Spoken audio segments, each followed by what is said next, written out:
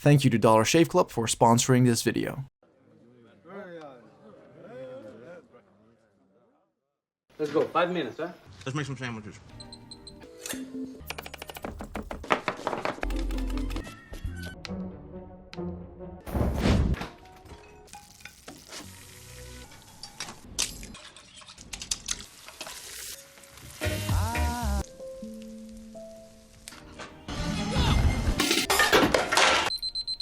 I think it's done. Let's eat.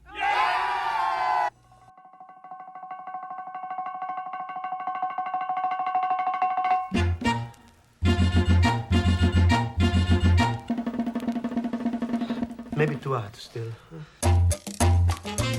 Cooking and cooked food are almost as ubiquitous in our films as they are aspects of our daily lives. But whether you see cooked food as nothing more than fuel to keep your body from dying, You give it as meat. No!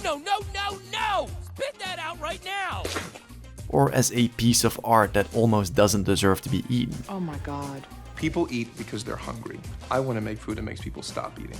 For a good filmmaker or writer, the cook and his food are always more than just another prop in a scene or a cheap way to cover up a lifeless story with some pleasant eye candy. That's a chef's knife.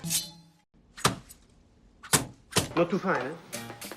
The role of the chef as the passionate mediator of raw nature to high culture has served as an apt allegory for the process and frustrations of the Hollywood filmmaker.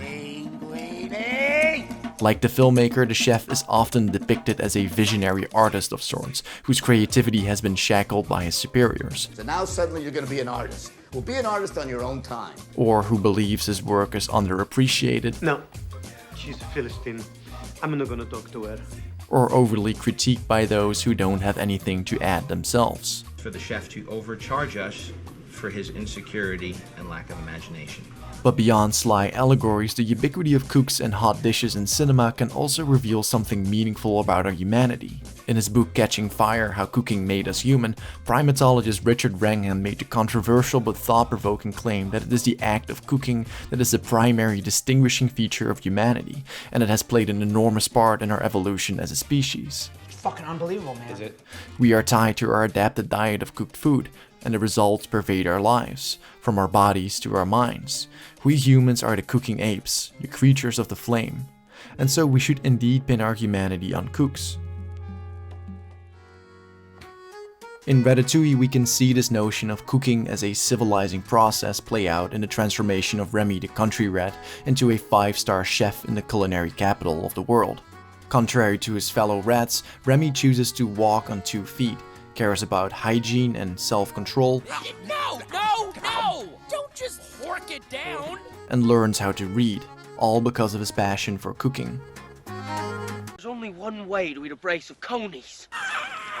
But if cooked food can be seen as being universally connected to civility, films can also use this to show us its opposite. What did you say? 살아있는 게 먹고 싶다고 했다.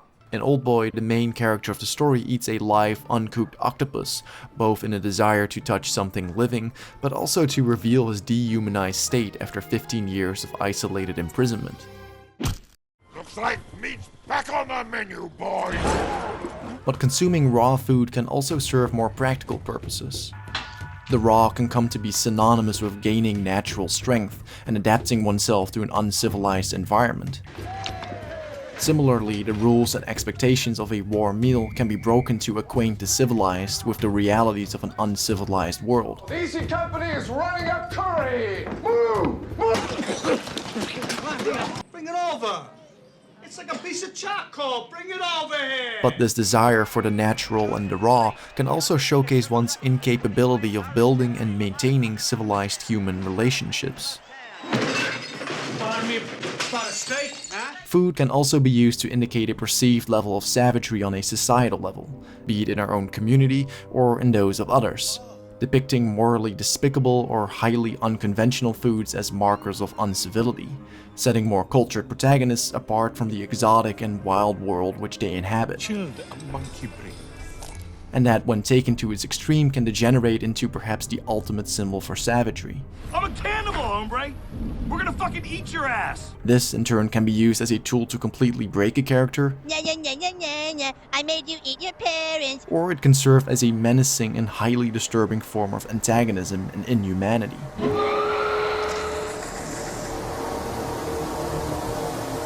No, wait. Cut at the table. Okay. Stephen Manell argues that another essential element of civilized food consumption is a regulated appetite. The civilized don't merely eat out of immediate hunger, What are you doing? but collectively decide when to do so together. Beautiful. I love you, darling girl. And so a dinner can be the scene of civilized harmony, but it can also be used to invert this harmony, revealing tensions between polar opposite characters and even devolving into gluttony and depravity, often mockingly depicting inner problems of characters and societies alike. You guys hungry? I'm starving. But if overabundance and wastefulness of food are connected to uncivility, so is scarcity. You're gonna die for some chickens. Someone is. Just like in real life, a lack of food can be utilized to bring about the deepest forms of humanity in people, and at times the very darkest aspects of a character's personality. Cooked food can be a battleground for perceived moral superiority and higher social status. We will be serving white cake. Those who own the food, have the most of it, or have the final say in how it should be prepared, hold a sense of power over others. And so the cuisines of entire countries can come to be the objects of a bitter and at times hilarious rivalry. Similarly, an overabundant feast can show the greed and hypocrisy of a tyrannical government, and a meticulously crafted dessert can be used to reveal the ruthless and unpredictable nature of a character who likes to hide behind the gentle mask of a civilized friend. Enfin, bon, ce ne devait pas être important. I said we are totally booked. 2 at 9? Perfect. See you then. Food is a status symbol we can use to impress others with, and use to veil our own real personality. We have to promote general social concern. It's a symbol through which we can gauge the matter of control a character has over his life, and a means through which to maintain an artificial sense of civility juxtaposed against the contrasting reality of a character or of the outside world.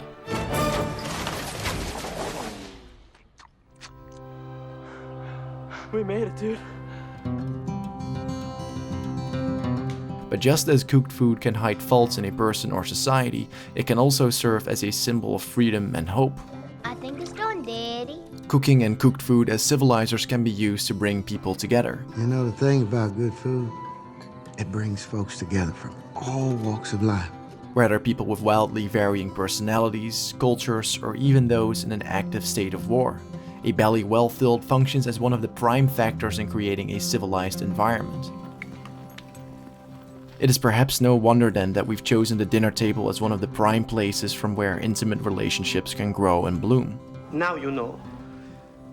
To eat good food is to be close to God. See?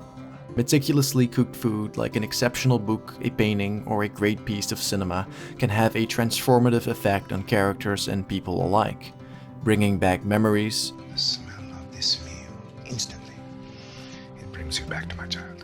And taking our breaths away in a moment of peaceful bliss.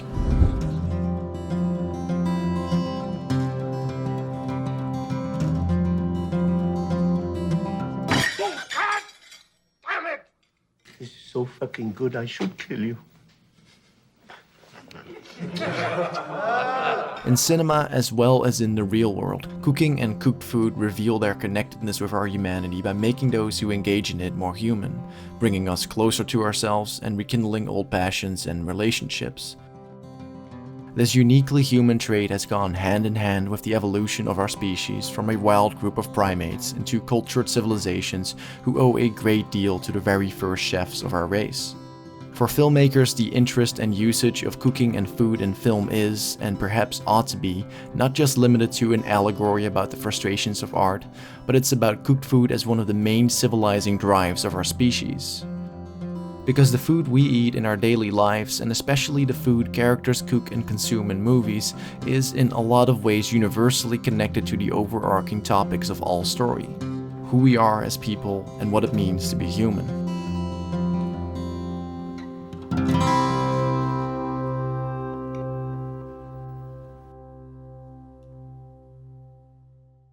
Thank you all for watching, and now on to a special reveal. Most of us have our daily grooming routines, unless you're like me and you don't buy new razors because you hate going out to buy grooming products, and you actually start to believe that you could definitely grow a sick-ass beard instead. Well, guess what? You're wrong. This is what happens when you don't shave. This is what you're going to look like. Thank God Dollar Shave Club intervened and sent me their $5 Daily Essentials starter kit that honestly has some of the best grooming products I've ever used. The starter kit comes with their executive razor, which includes their premium weighty handle and full cassette of 4 cartridges. Besides that, you get their famous transparent shaving butter, a set of 1 wipe Charlies infused with aloe vera and chamomile, and lastly, my favorite, the amber lavender body wash, which cleans your skin and will leave you smelling like you just came back from a trip to the fields of southern France. It's honestly great stuff, and as you can see, Dollar Shave Club has done wonders in treating my pubic facial hair, and it can do so for you too.